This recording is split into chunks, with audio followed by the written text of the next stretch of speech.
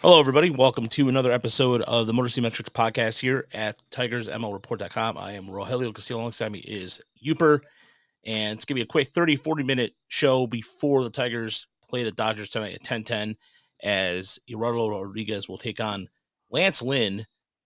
And that was a matchup that I totally forgot that Lance Lynn ended up with the Dodgers. So, Yeah. But before we get into that, really, I just wanted to discuss something that was rather big that happened yesterday. First and foremost, Jake Rogers with Jake Rogers was it 3 home runs? Is it or multi? No, it's multi-home. 2 home runs. Yeah, it's two, but still. Yeah, as he inches closer to 20. Although it was funny, John was trying to do a historical lookup on his home runs, and I think John's too young to realize the Tigers have had some power hitting catchers since 1980 because he said he has to be top 5 in home runs for a season. I'm like, John, not even close, man. Not even close. It was kind of funny. And yeah, that is it was a good illustration of how old we are versus how young he is. Yeah, and I felt like a dick pointing out like, John, not even close. But it was true. Like I wasn't gonna sugarcoat that. But yeah, nevertheless, it was just a funny moment yesterday as we're trying to get back into things. And yes, it is good to have you back. Yooper was out sick Thursday. Ooh, yes. Yeah. Stomach stuff, right? Kind of issues. Yeah, it wasn't good. It doesn't probably no one play by play. Not good. Not good at all. Oh, all right. Well, let's skip to that. But so all right. So 1993 was the last time the Tigers swept against the Angel, then known as the California Angels.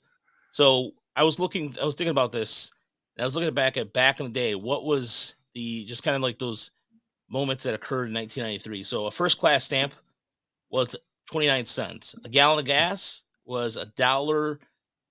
A gallon of milk was $2.86. The average movie ticket was $4.14, which what? Yeah. What? And the average income per year was $31,000. So if you're looking at some of the maybe perhaps things that occurred and things that happened from a historical standpoint, on May 26th, Carlos Martinez hit a home run off Jose Canseco's head. That was a home run. That was a moment that I still laugh about to this day because I think it turned me away from Jose Canseco. And we always booed Jose Canseco every time he came to Tiger Stadium. Although, mind you, he's a fellow Cuban. I still didn't care for him too much, but it was just funny because like the entire time he would come, we just totally we never booed Ricky Anderson. It was always Jose Canseco. The last episode of the Wonder Years. Well, no, actually, never mind. The Wonder Years was the year before it. There, the Bill Walton was put in the Basketball Hall of Fame. There is what else? And so you know who was in the Rock and Roll Hall of Fame and got inducted in 1993? Out of all people, Dick Clark. And I always say that because Dick Clark. I mean, yes, did he help with music? Of course he did. But over some of the bands that came later, I just kind of blew my mind that Dick Clark got in the Rock and Roll Hall of Fame that early on in 1993.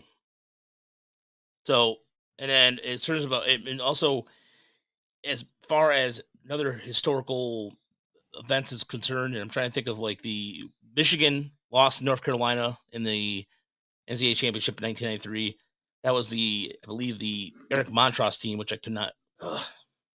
Jurassic Park came out too, set a box office record of $502 million, and Michigan beat Washington in the Rose Bowl. So, and then also that was the year of the comeback game. Frank Reich with 32-point deficit came back all the way down. So, wow, yeah.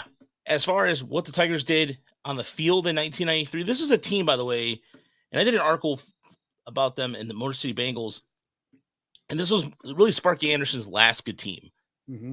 And before it was a very competitive team. You had Tony Phillips, Dan Gladden, former Twin, was on that team. The first night in Anaheim, they beat the Angels 7-2 behind a strong performance from Bill Gullickson. 7 innings, 8 hits, 2 runs, 3 strikeouts. One swing and miss, probably. Yeah, maybe one swing and miss. He went up against Hilly Hathaway. I have no idea who that guy is. Wow. Yeah. Storm That name. Davis. Remember All right. Storm Davis? He was Sure. coming out of the bullpen for the Tigers then. Yep. So, who was the offensive threat for that? Tony Phillips went 3 for 5 that day. What a great year he had in 1993. What a fantastic player. Really so was. then the next game, so the Tigers, the second game, also they won 9-3. So they, again, the offense came out. Dan Gladden, check out this top 3 here. Tony Phillips, Dan Gladden, Travis Fryman combined to go 6 for 12. Top 3 of the order. Yep. That's impressive. And central fielder Mickey Telton had a home run. And on the mound for the Tigers. All right, I'm gonna ask you about this name. Okay. Tom Bolton. Do you remember Tom Bolton? Tom Bolton. Former Red Sox. Vaguely. I mean, not well for sure. Yeah. Wow. He got the win? Yes, he did. He got the win. He pitched 6 innings, 6 1/3 innings, 6 hits, 3 runs, 1 walk. Storm Davis and Mike Henneman did their thing in the 7th and 8th inning. There you go. So, and then lastly, and before we move on to talk about the Dodgers series, Tigers won 8-6 in a more of a thrilling game to go 3 games over 500. This was between August 16th, 1993 to August 18th. So they still had some hope at that time. Yeah, but if you're standing up watching this game, by the way, it was 3.5 hours. 3.5 hours, Yooper. Sure. And that was a game where pitching wise, man, some of these box scores are ridiculous. Mike Moore, 7 innings, 8 hits, 6 runs, 5 earned, 3 strikeouts, 3 home runs. Game score of 40. Kirk Knudsen came on for the win, and Mike Henneman finished out to get his 19th save on the season. As far as offensive leaders go for the Tigers, Alan Trammell hit one off Chuck Finley in the second to left. And yeah, but again, the top of the order did the most damage. Travis Fryman went 2 for 5 on the day. But yeah, that's Dan Gladden was really a sparky kind of guy, wasn't he? I mean, he had Sparky Anderson written all over him. I'm Tony Phillips too, for that matter, obviously. But you can just tell Dan Gladden, he's kind of a hard case kind of dude, grinder.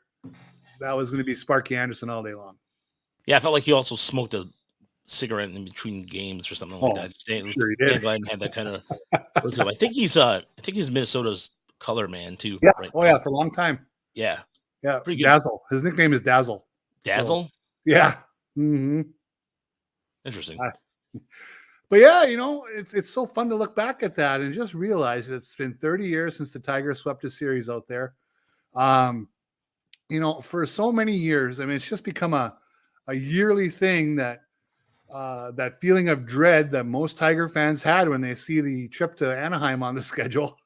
No matter if the Tigers had a really good team or if they had a really bad team, there were years where the Tigers were good and the Angels sucked, and the Angels drilled them 3 in a row. It was just a house of horrors. I mean, it goes back to the Dick Schofield game a million years ago when the Tigers dropped the 8-run lead in the 9th inning. So to have this team, which is an improving team, but it's not a great team, go out there and win 3, kind of fun. I mean, it doesn't mean much either. Both teams are out of it. But just to see the Tigers shake the demons loose and win 3 was good. Especially because in the 2010s, the Angels were 25-9. Yeah. The Tigers were 9-25. Just basically say in reverse. The Tigers were 9-25 against the Angels in the 2010s. And there's some really good teams in the 2010s early on. Sure. And the Tigers could not shake it. And it's astonishing because you look at, especially the year, was it the 2012, 2013, perfect. Angels went 3-0 against Tigers. Yeah. And there are games in there too where the Tigers really worked hard to lose.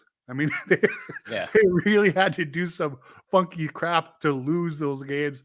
I mean, blown 8th inning leads, crazy errors, base running mistakes. Just you name it, it happened at Anaheim. Yeah. And so there was, as far as the series goes, the biggest, I was talking about this yesterday on the minor league podcast. Joey Wentz out there.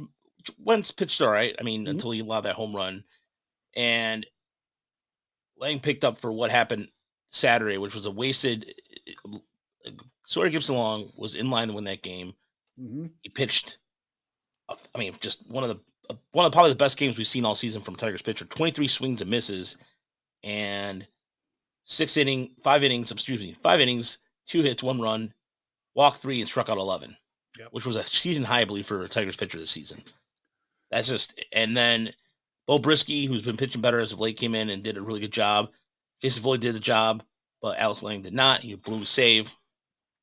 But then it was Miguel Cabrera that came up clutch on Saturday night to help the Tigers get the victory. So, yeah, I don't know you, but there was Zach Short also had a pretty good series on Saturday too. But Oh, yeah. overall, it just seemed like it was one of those ugly. They got it like they got it done victories.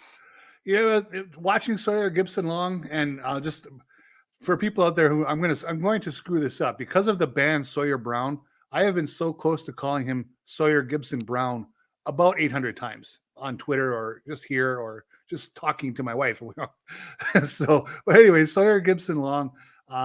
It was really something to watch, something to behold. Now the Angels, without Otani, without Trout, there's you can say what are they really, but that's a major league team. No matter what, they had the uniforms on, and that was an impressive performance. That's something that had to wake up some people and say, hey, this is a guy that deserves a pretty good look from here on forward. I mean, it's hard to fluke your way to 23 swings and misses. Yeah, and I know there's people going to say, well, he's only, and I said this yesterday too. He's only faced the White Sox and the Angels, but at the same time, still, I mean, those are the two. Those are two teams, as Daily Ninja Bees has said accurately, they're hot garbage, Mhm. but they're major league teams. I mean, it's not.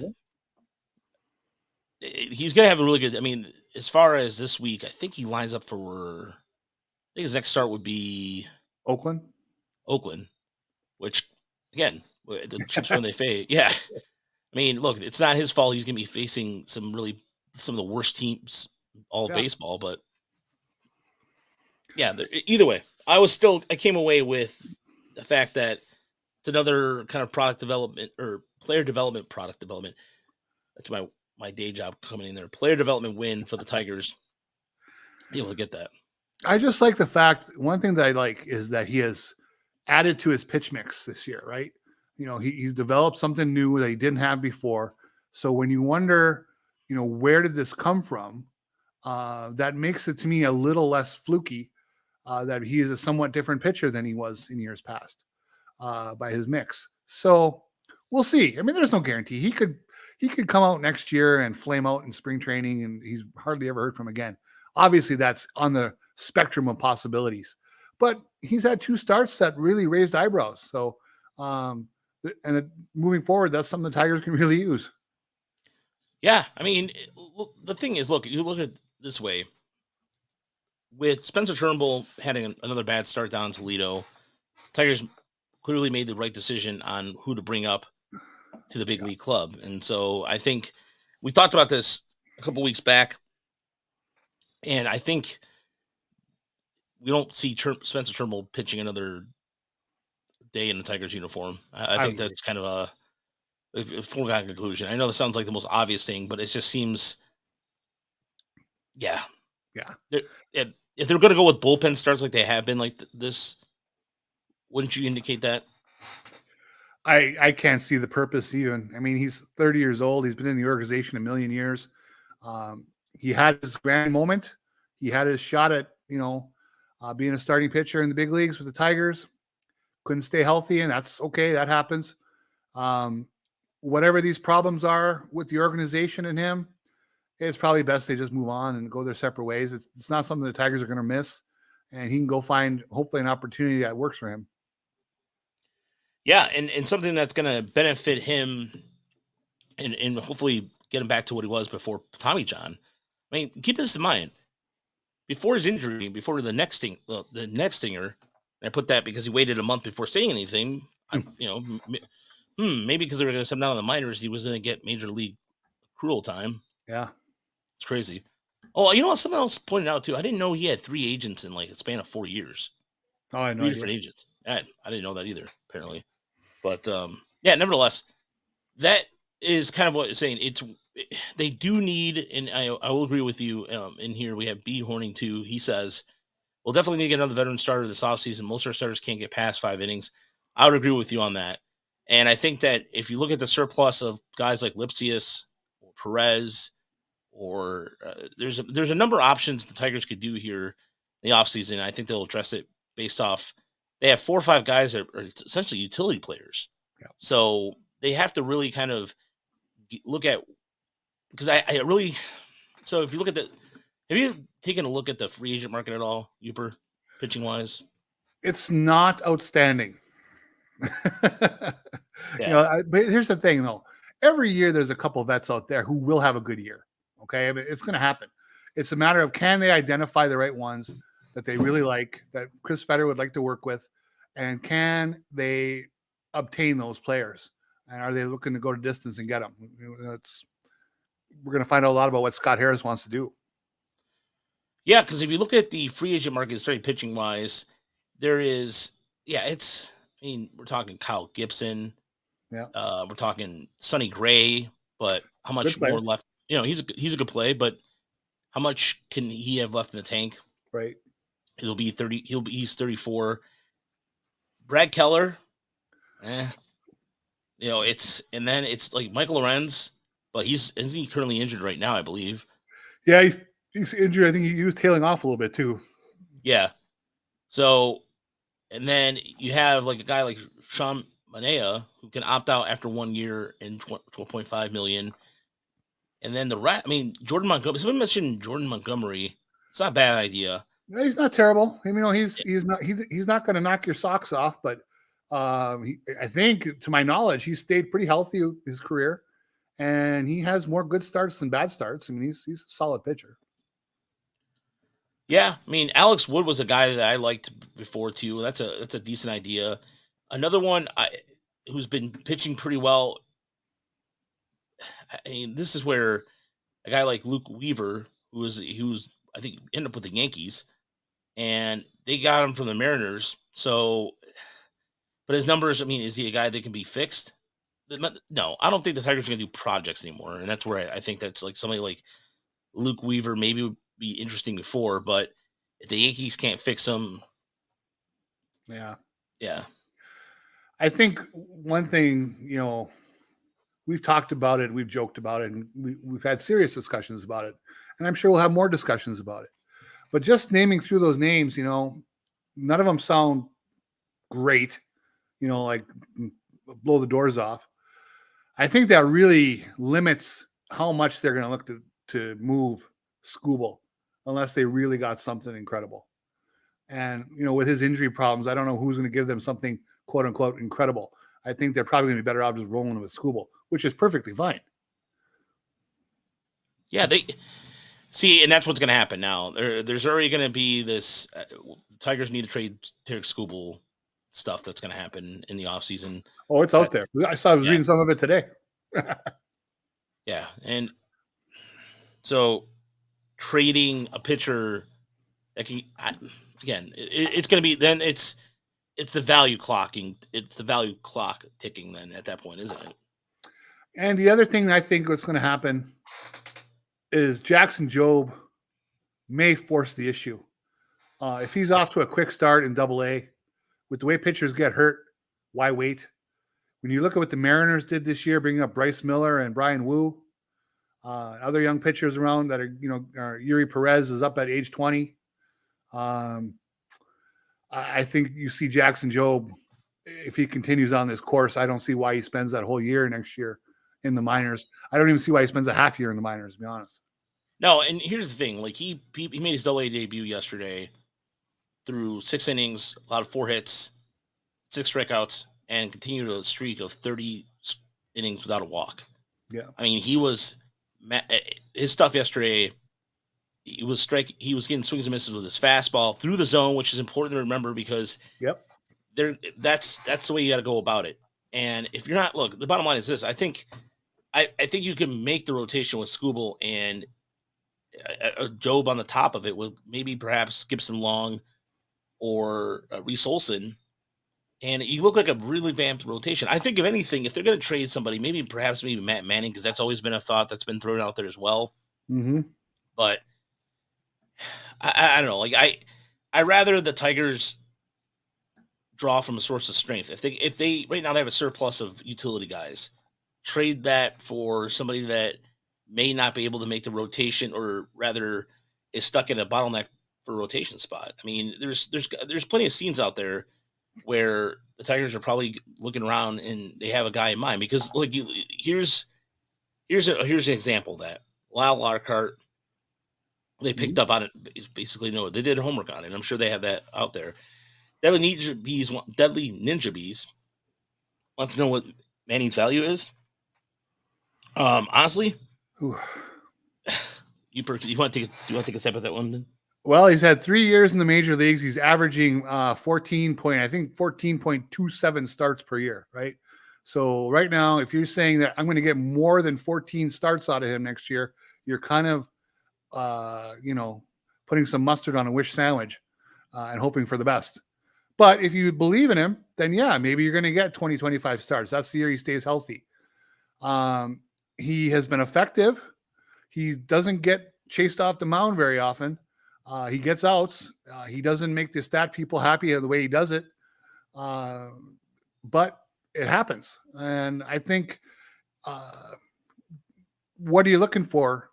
Are you looking for a permanent second base option for Matt Manning? Are you looking for a right-handed hitter with power for the outfield? I don't know.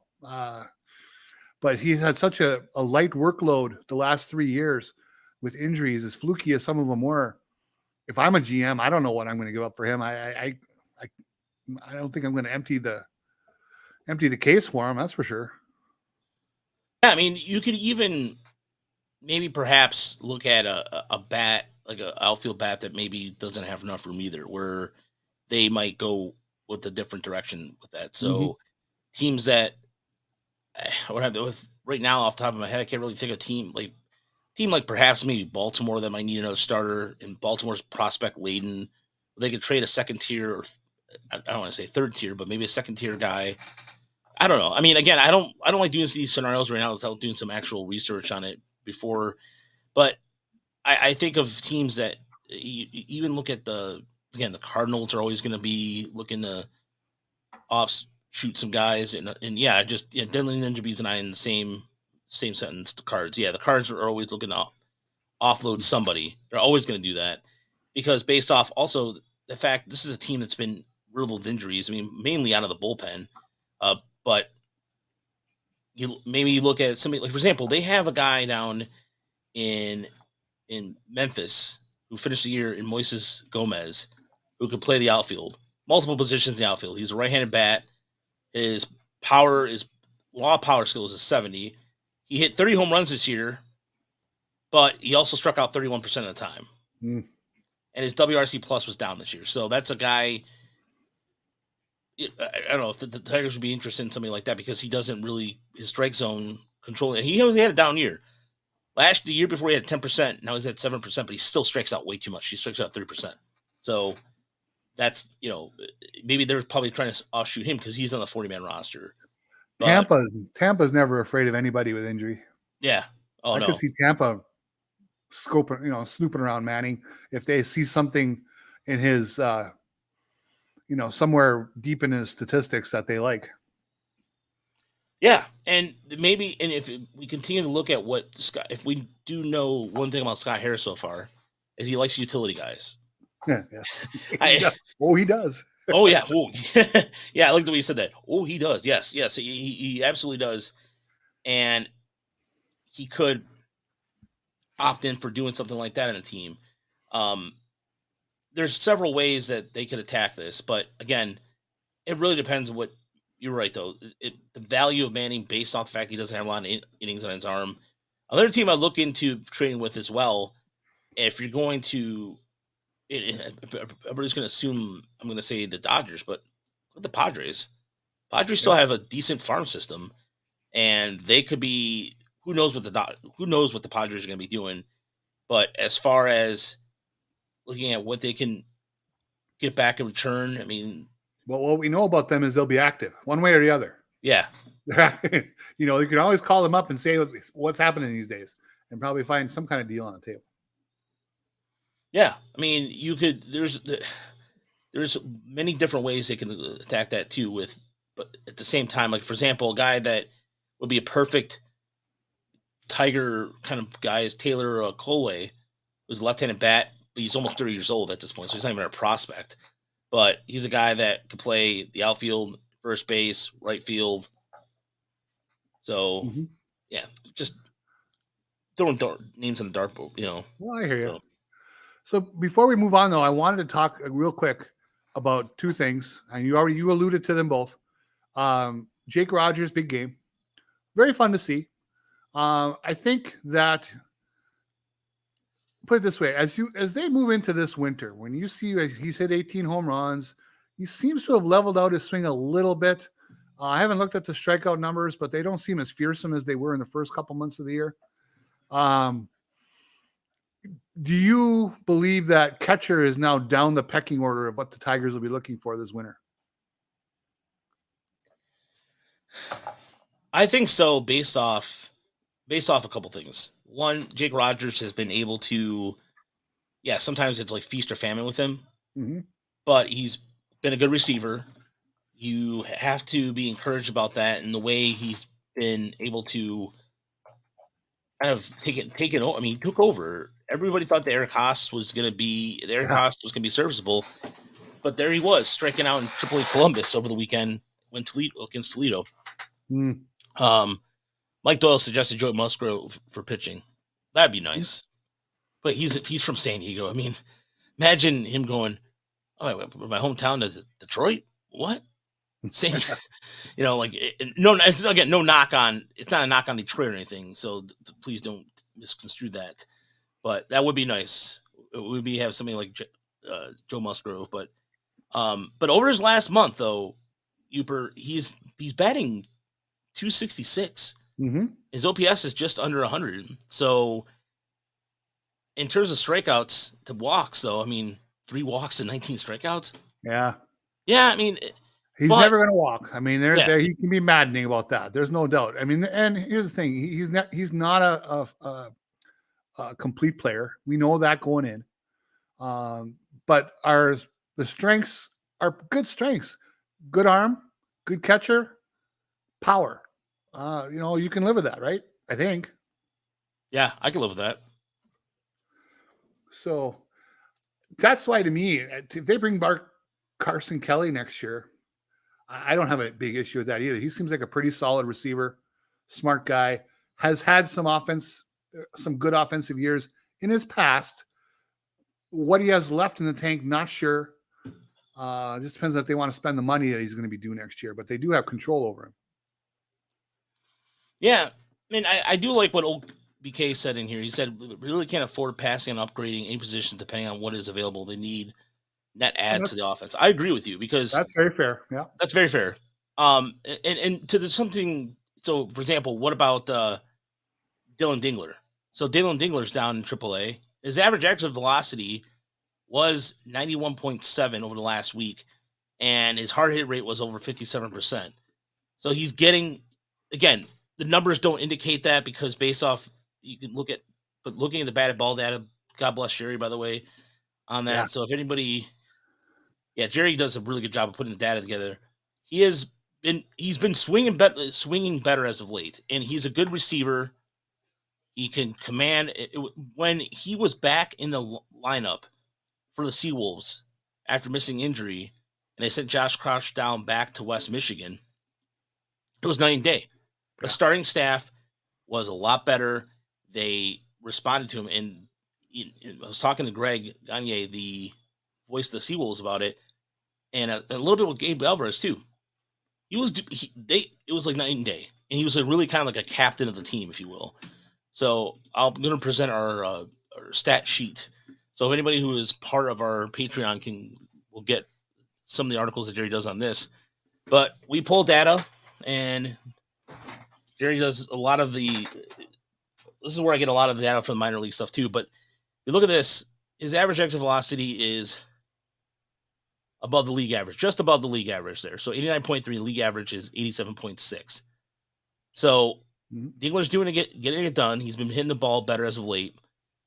That's a possibility you might roll with Dingler, as maybe the Tigers have an open spot for that backup catcher position. That if they want to go young and they're happy with him, catching 60, 70 games as the backup to Rogers, I have no problem with that. I mean, they need to find out what they have with these guys.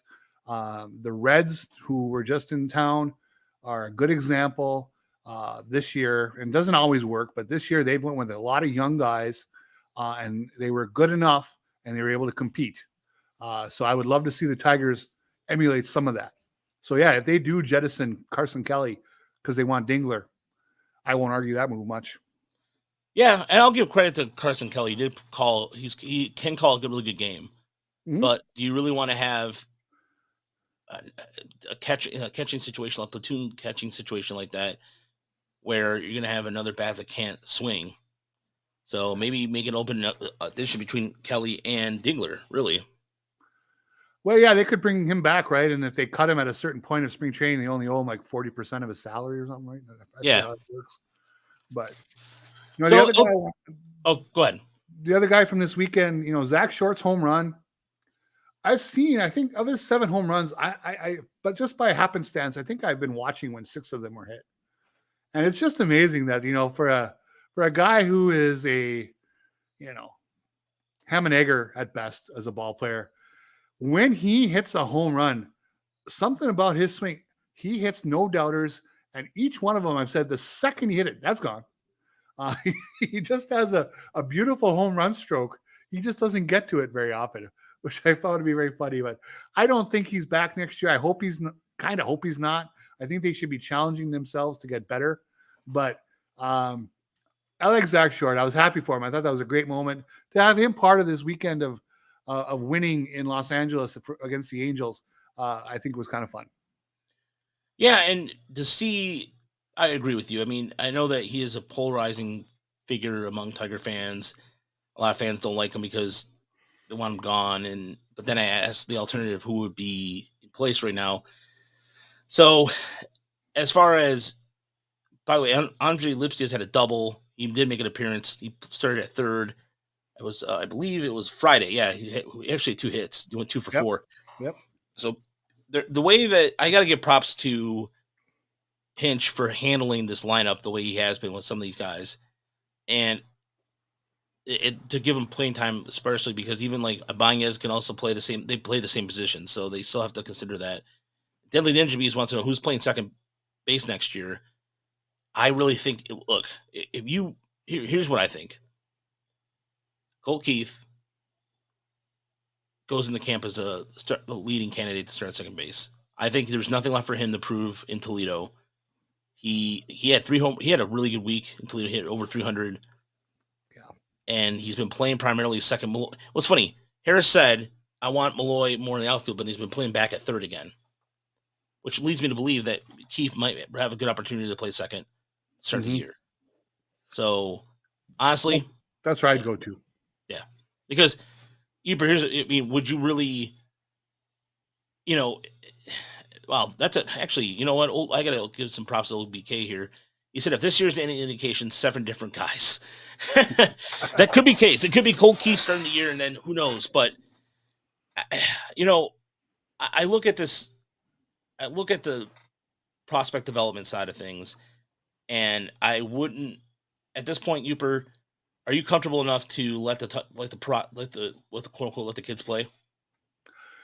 Yes, I am. Because here's the thing: they've missed the last couple of years of building around veterans via free agency. Right now, we have a weak year of a free agency coming down the pike at us. So they're probably not going to invest too heavily in anybody this winter. So I think that you like I just mentioned, you see that Cincinnati Reds team come into town with all those talented young players. And I'm not saying the Tigers minor league prospects are as talented as those guys, but they're close enough. I think you go young. I think you are happy with what you've seen from Spencer Torkelson, you pray on the rosary that Riley Green can give you 140 games, and you put in these young players and let them go. Because if things fall right, it could work.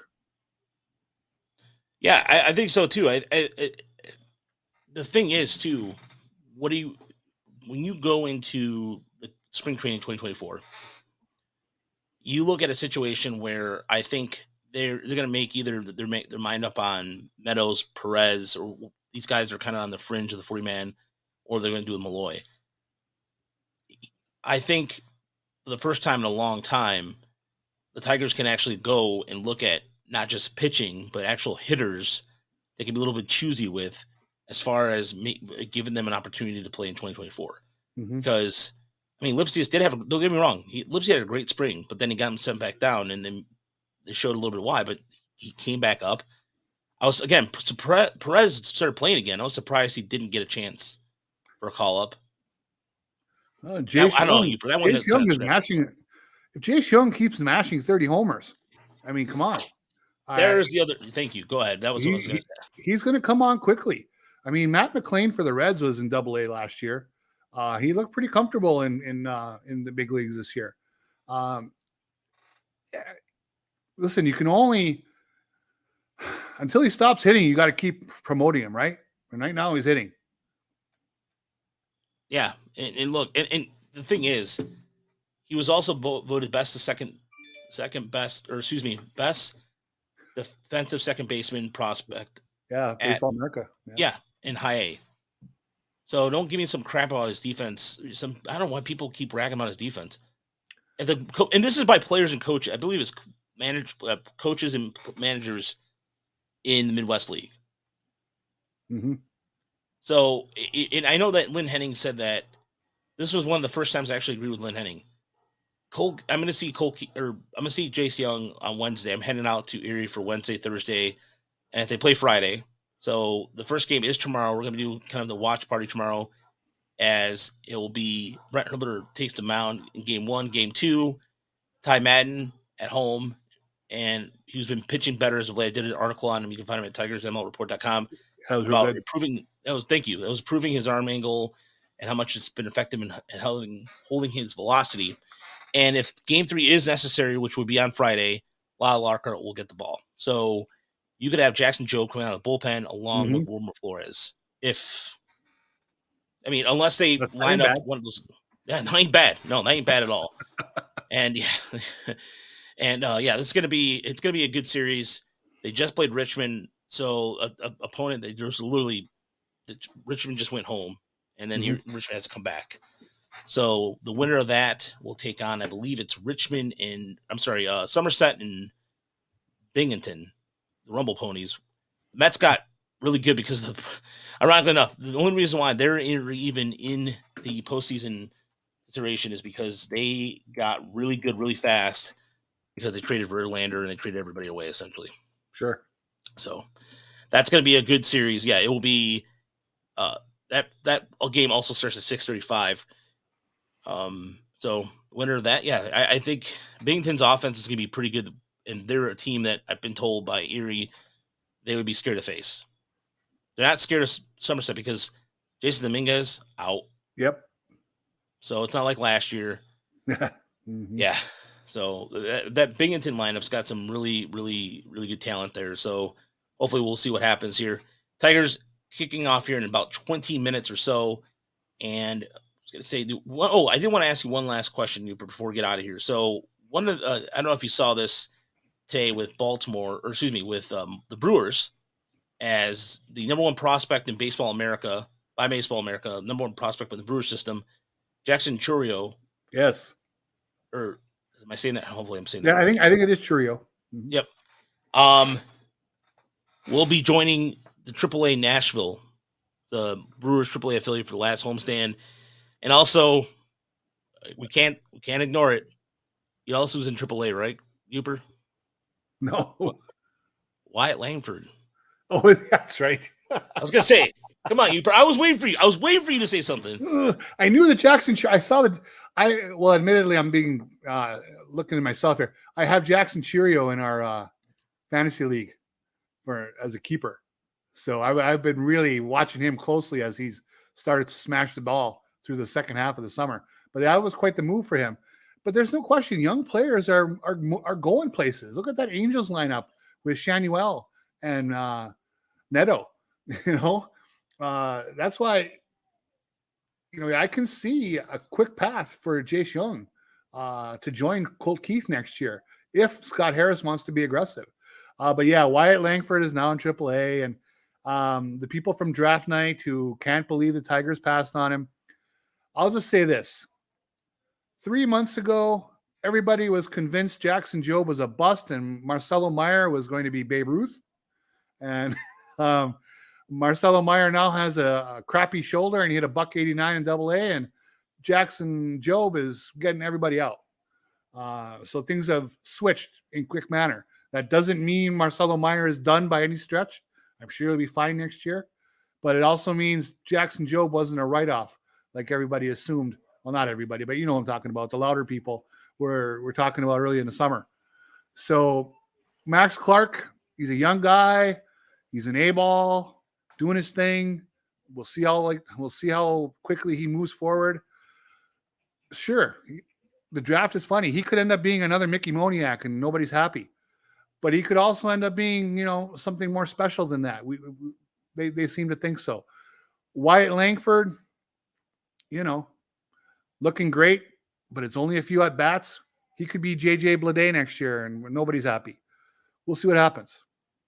There's a lot of things that are making me happy right now, as far as just seeing some of the progress like this, because Chiro's 19 years old.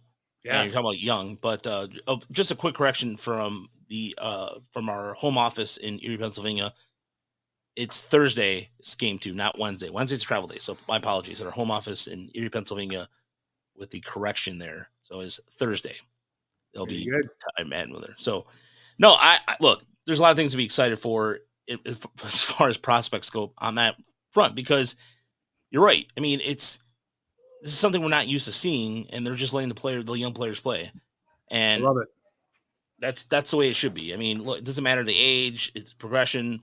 And also for the teams like for example, the city of Nashville or the Sounds fans, they get to see this and the season where they can come out and see somebody else that they haven't seen yet. Or I used the word seen 5 times there in a row. I'm brain's a little mush right now. Like a giant boob right now. I'm like, I don't know what's going on. But so anyway, as far as Deadly Ninja Beast wants to know any Arizona Fall League predictions. As far as who they're sending? Yeah. Because they haven't named them yet, have they? No, I don't think so. No, I don't think we're probably going to see some names probably next week, because they always need relief pitchers. They always 2 or 3 of the names will be relievers. So, pick those guys out of a hat.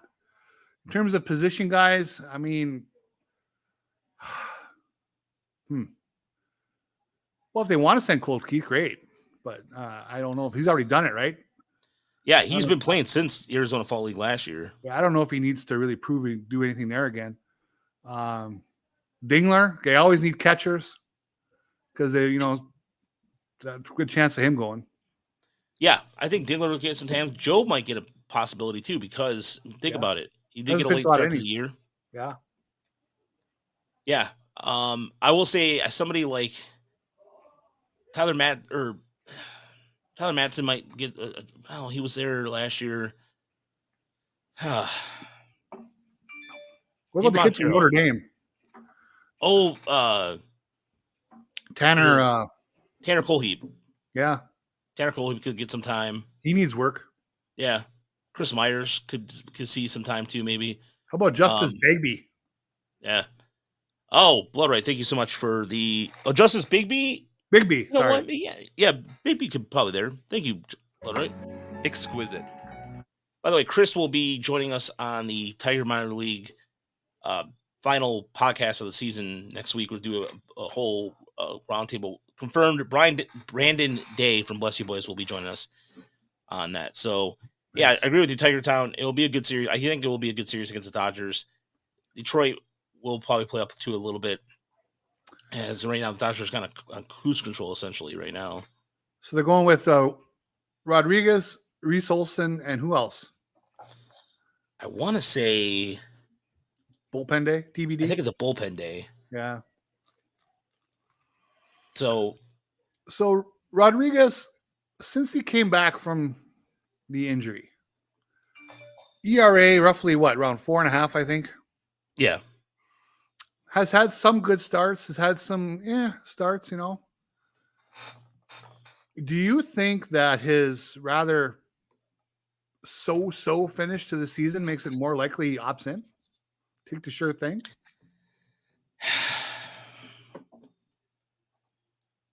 the way he's worded things, I don't know, Yooper. I don't think so. Only because I just looked at the free agent names and it's just like, Yeah. he could, Yeah, that's you know, true.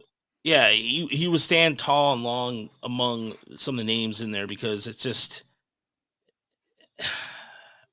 But if I'm a GM again, I'm looking at both of the last 2 years he's missed significant time for different reasons. One of them injury related, right? Um, am I really going to make a big splash on him? Is he going to be able to? What is it? 3 years, 49 million for the Tigers right now, yeah, it's a yeah, about that, yeah. and he might be able to bilk a little bit more out of them to re-up if they're willing. Is he going to beat that? Are there going to be 3 and 4 year contracts out there for him for 60-70 million dollars? Maybe. I don't know. He's not an overpowering flamethrower, and he hasn't been available for a couple of years all the time. I don't know if I'm investing in that. I don't know. I think he has a nice, safe, sure thing with the Tigers. Money in the bank. Yeah, no, and you're right. But then again, teams like Baltimore could be interested and throw some money Yeah. at him. Oh, it just But takes then, one. but Yeah. yeah, but then Angelos, although Angelos kind of makes some really weird comments about spending money anyway, so he might not even want to spend a dime. Baltimore barely spent anything, and I mean, he made it. What was a comment about when prospects are getting good, you have to pay them. So, AKA, Angelos seems like a cheap ass. So I'm Yes. not really, yeah. And Which look, is I'm such a with you. shame. Yeah, I'll say this: I'm with you, old BK. I think he does opt out. He opts out, checks out the market, and the Tigers are like, thanks, but no thanks, and they move on. But stranger things have happened. Yeah. The cynical part of me is screaming, he's not coming back. He's not coming back. But, you know, I don't know. It really, this is going to be a true merit of what Scott Harris does in the offseason in terms of evaluation. I will tell you this: if they do trade for a pitcher or they have somebody they have already in mind, based off what we've been seeing in the development side of things with Robin Lung and Chris Fetter, it's not just Fetter, guys. I mean, you also got to give Ron Rivas has done a really good job. They have a really good staff in place, Mm-hmm. and they're able to optimize that, and it's going to start getting attention across the league a little bit. I mean, you look at their last couple of weeks here. Look at their rotation, Yooper. Can you imagine this maybe under the previously regime here? I mean, maybe, are we talking? Let's go back to 2021, for example, before they start making all these hires. You Yeah. really think the Tigers would be? I mean, right now they're respectable. I mean, they're just Winning 2 records games since out. June. Winning records since June 1st. Yeah, they're 42 and not. 40. Yeah, they're also just a game back of second place in the AL Central, which doesn't mean anything really in the grand scheme of things. Let's be Mm-hmm. honest here. I mean, it's a good Yeah. morale victory, but then you look at the other two teams You behind you, think the you White think it'd be Sox. different if Rick Anderson was the pitching coach right now? If it was Richie Anderson, the Tigers might have the record of the White Sox have, which is 58-93. Yeah. The Royals have already lost 100 games. They're 30 games back. You're 30 games in this crap division Oof. back. Yeah, that's so. Try to put that on your season ticket mailer when you send that out to your fans.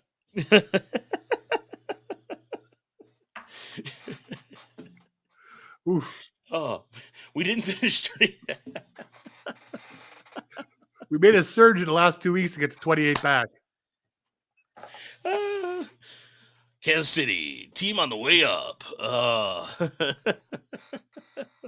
Wow. Oh man, some of the So the Dodgers some of will the be tough. Would be a tough test for the Tiger pitching, though. It would definitely will be. I'm looking forward to these series, and I haven't been as much of a late night baseball guy as I used to be, but I think I'm going to make at least an attempt for a couple of these games to see how they roll. yeah, I think I'm gonna stick around and watch. Probably gonna watch this game a little bit before I pass out for the evening. So that the game starts in about 10 minutes. We're gonna wrap it up here.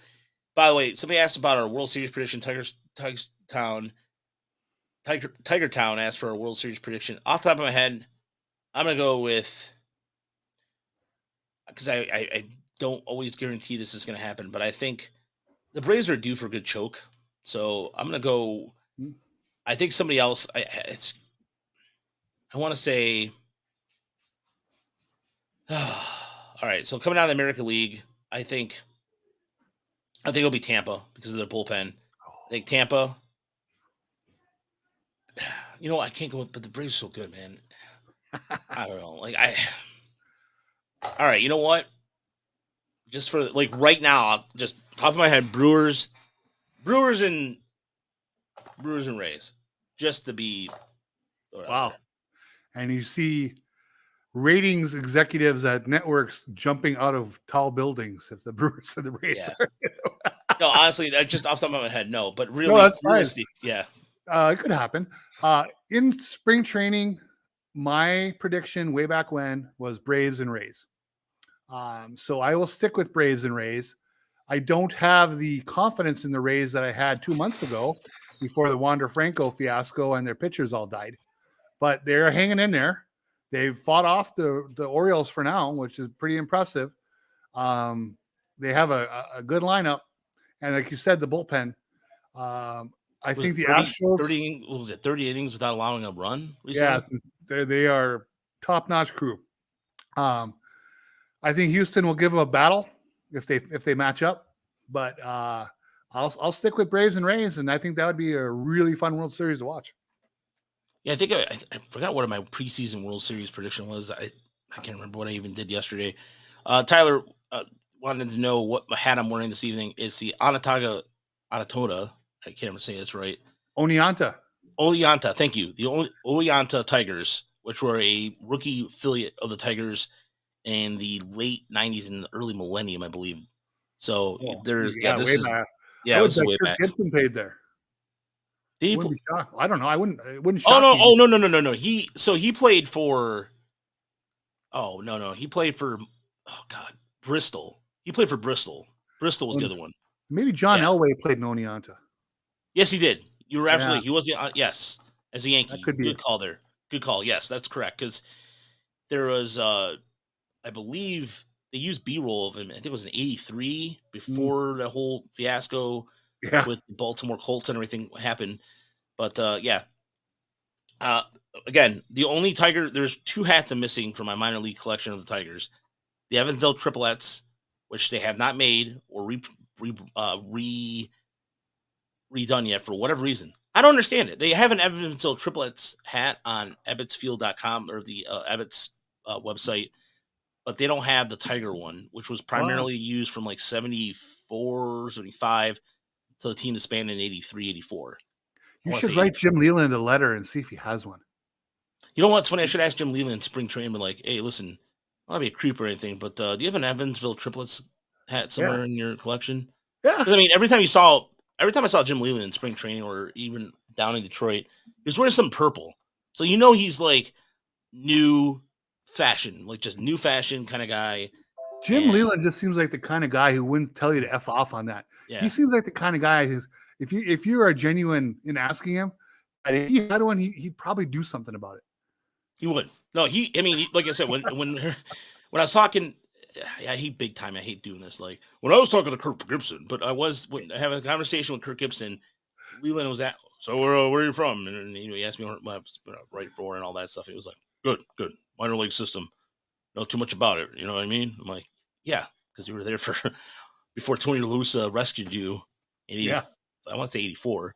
But official prediction, by the way, for the Eastern League Championship, I think the Seawolves get to the championship game, and I think they win the championship this year. Nice. That's my prediction. That I think I'm going to put it out there. I think that they have enough pitching to do it, and if Jace Young can continue to stay hot, and it is a big blow that they don't have Justice Bigby in the lineup, but nevertheless, I think the Seawolves can get it done.